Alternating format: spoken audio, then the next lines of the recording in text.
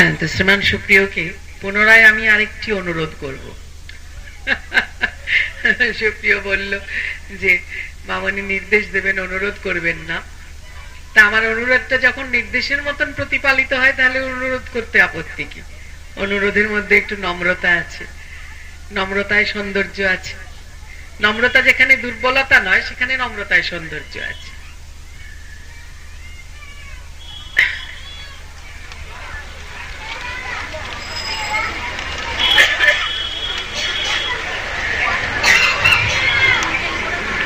উচ্চারণ করার সময় বললে পরমারাধ্য,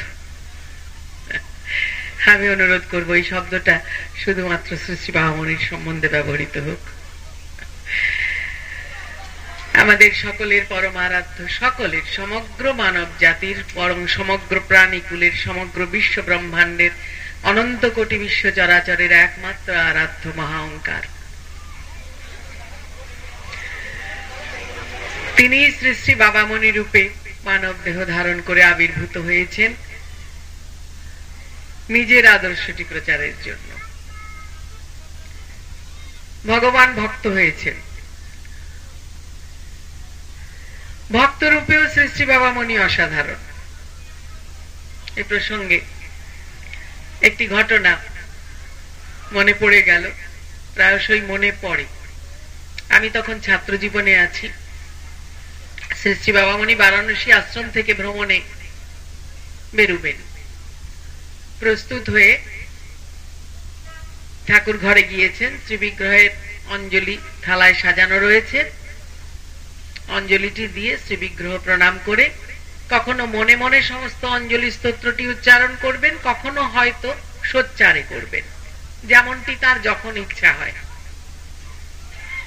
জিনিসপত্র তোলা হচ্ছে গাড়িতে, সবাই সেইখানে ব্যস্ত। আমি শ্রী শ্রী বাবামণির পিছনে পিছনে গিয়েছি। ওইখানে অঞ্জলিটি প্রদান করে প্রণাম করে তারপরে শ্রী শ্রী বাবামণি চন্দনের বাটিটি নিয়ে বেরিয়ে আসবেন। সবার কপালে চন্দন পরিয়ে দেবেন, আশীর্বাদ দেবেন। এইটি প্রায় প্রত্যেকবারেরই নিয়মিত পদ্ধতি। তা আমি সঙ্গে সঙ্গে গিয়েছি, অন্যান্যরা অন্যান্য কাজে ব্যস্ত। অতএব আমি একাই। শ্রী শ্রী বাবামণি তার জন্য নির্দিষ্ট আসনটিতে বসে পড়লেন। এইবার কবিতা আবৃত্তি করতে লাগলেন। তৎক্ষণাৎ রচিত কবিতা, তৎক্ষণাৎ রচিত কবিতা এবং কণ্ঠস্বরে আমি পিছনে দাঁড়িয়ে তার সেই অপূর্ব সুন্দর মুখখানি তখন দেখার সুযোগ আমি পেলাম না, কিন্তু তার কণ্ঠস্বরে বোঝা গেল, উপলব্ধি করতে পারলাম যে দুই চোখে অবিরল ধারে অশ্রু ঝরছে। কবিতাটি, তোমারে যেদিন প্রচার করিতে হবে, দেখিও সেদিন এই দিন ও সেবক কত কি করিছে ভাবে। তোমারে যেদিন প্রচার করিতে হবে, দেখিও সেদিন এই দিন ও সেবক কত কি করিছে ভাবে। লঙ্ঘিছে কত হিমগিরি চয়, বিষম বিঘ্নে চির নির্ভয়।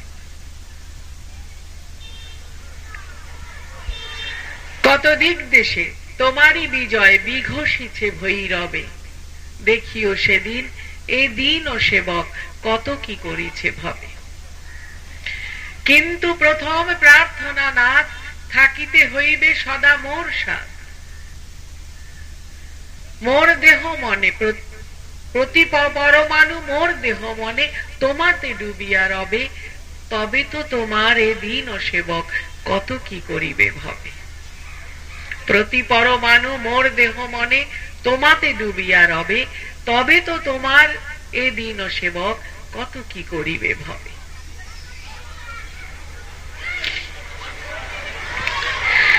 তিনি যখন নিজেকে ভগবানের আসন থেকে নামিয়ে ভক্তের স্থানে নিয়ে এলেন, তখন এইটি তার প্রার্থনা, তার আরতি।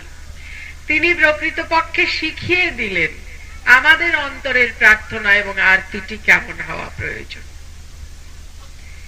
তা আমরা ওইভাবে শ্রী শ্রী বাবামণির শ্রীচরণে প্রার্থনা জানাবো, তিনি যেন প্রতিটি মুহূর্তে আমাদের দেহের, মনের, চিন্তার, কর্মের প্রতি অনুপরমাণুর মধ্যে সর্বদা সর্বাবস্থায় বিরাজমান থাকেন। বস, এখানে এসে বস। আচ্ছা, তিনি যেন আমাদের শক্তি দেন, আশীর্বাদ দেন, প্রেরণা দেন, তার ঈপ্সিত পথে তারই সেবা করার জন্য। পথটিও যেন তারই ঈপ্সিত হয়, লক্ষ্যটিও যেন তারই ঈপ্সিত হয়, পদ্ধতিটিও যেন তার ঈপ্সিত হয়। তার ইচ্ছার বাইরে যেন একটি পদক্ষেপ আমাদের জীবনে কদাপি না ঘটে, এইটি আমাদের প্রার্থনা থাকা চাই। তিনি আরাধ্য, আমরা সেবক। নিজেকে আরাধ্য করতে গিয়ে সেবকের আনন্দ থেকে কেন বঞ্চিত হই? এই অপূর্ব আনন্দ, পরমারাধ্যের জন্য কাঁদতে পারার আনন্দ শুধু সেবকই লাভ করে। সে আনন্দ থেকে নিজেকে বঞ্চিত করা বোকামি। এ বোকামিটি করতে চাই না। অতএব যিনি আরাধ্য, যিনি পরমারাধ্য, তাকে আরাধ্য থাকতে দাও। তাকে আরাধনা করে জীবন সার্থক করি আমরা সকলে। আমার সম্পর্কে এই বিশেষণটি কখনো ব্যবহার করো না, এ আমার অনুরোধ, অথবা যদি বলো নির্দেশ।